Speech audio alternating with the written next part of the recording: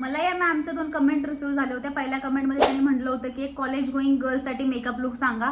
तर मी त्याच्यावरती video create केला आहे, तुम्ही जाऊन पाहू शकता, नो मेकअप लुक म्हणून.